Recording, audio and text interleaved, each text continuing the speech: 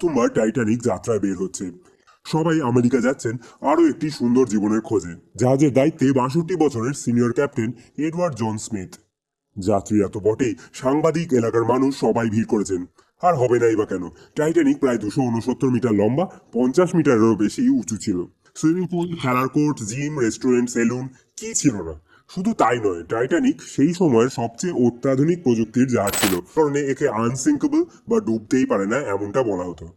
টাইটানিকের মালিক ছিল white star line company. তাদের vice president স্টেজে উঠে পাবলিকের সামনে বলেছিলেন, টাইটানিক কখনো ডুবতেই পারে না। প্রথম সফরে রওনা হওয়ার মাত্র 2 দিনের মধ্যে টাইটানিক তার প্রথম আইস ওয়ার্নিং পেতে শুরু করে। ওয়ার্নিং পাওয়ার পর টাইটানিক বিপদ এড়াতে 2বার রুট পরিবর্তন করে। কিন্তু রহস্যজনক বিষয়টি কি জানেন? সতর্কতা সত্ত্বেও টাইটানিকের স্পিড কমানো হয়নি। এই 14 এপ্রিল আকাশে চাঁদও ছিল না। ঘুটঘুটে কালো রাতে আটলান্টিকের বুক চিরে এগিয়ে চলেছিল বিশাল টাইটানিক। সিনেমায় হয়তো আপনারা দেখেছেন, জাহাজের সামনে একটি উঁচু পোলে কাউকে বসিয়ে রাখা হয়। একজন সেখানে বসে সামনে দূরে কি আছে তা লক্ষ্য রাখেন।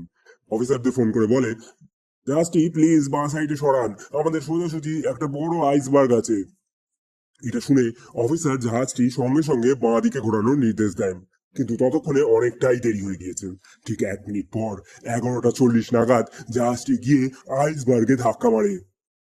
প্রায় 10 সেকেন্ড ধরে টাইটানিক আইসবার্গের সঙ্গে ঘষতে ঘষতে গিয়েছিল। টাইটানিকের তলার অংশে 2টি লেয়ার ছিল। ভাবা হয়েছিল একটি স্তরে কোনোভাবে গর্ত হলেও পরের স্তরটি থাকায় জল ঢুকবে না। দ্বিতীয়ত, জাহাজের তলার অংশে 16টি ছোট ছোট এয়ারটাইট খোপ ছিল। এর মধ্যে 4টি খোপে গর্ত হলেও বাকি জায়গাগুলিতে জল ঢুকতো না। কিন্তু আইসবার্গের সঙ্গে এই যে ধাক্কাটা লেগেছিল, সেটা জাহাজের সাইডে হয়েছিল। ফলে এত সব কায়দা করেও কোনো লাভ হয়নি। প্রথমত, জানা যায় ওই রাতে টাইটানিক থেকে মাত্র 37 কিলোমিটার দূরেই আরেকটি জাহাজ ছিল। চাইলে তারা টাইমের মধ্যে এসেই সবাইকে উদ্ধার করতে পারত। জাহাজটার নাম ছিল এস ক্যালিফোর্নিয়ান। টাইটানিকের ধাক্কার আগে এই জাহাজ থেকেই শেষবার আইসবার্গ ওয়ার্নিং এর রেডিও সিগন্যাল এসেছিল। আর তারপর সেই জাহাজটা নিজের গতি কমিয়ে দাঁড়িয়ে গিয়েছিল। সেই সঙ্গে রেডিও অফ করে রেখেছিল। টাইটানিকের ডেক থেকে অনেকেই সমুদ্রে দূর দিগন্তে ওই জাহাজের ক্ষীণ আলো দেখতে পাচ্ছিলেন। তাহলে তো ওই জাহাজ থেকেও টাইটানিককে দেখতে পাওয়ার কথা। বিশেষ করে যখন সিগন্যাল রকেট ছোড়াচ্ছে, তখন তো দেখারই কথা। তদন্তে জানা গেল, এই ক্যালিফোর্নিয়ানের ক্রুরা অনেকেই সেই রাতে রকেট দেখতে পেয়েছিলেন। সঙ্গে সঙ্গে তাদের ক্যাপ্টেন স্ট্যানলি লর্ডকে সেই বিষয়টি জানান।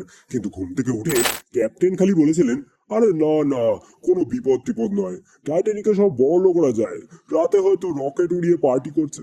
যদি ওই রাতে ক্যালিফোর্নিয়ানের ক্যাপ্টেন বিষয়টা সিরিয়াসলি নিতেন, তাহলে হয়তো টাইটানিকের সমস্ত মানুষকেই বাঁচানো যেত।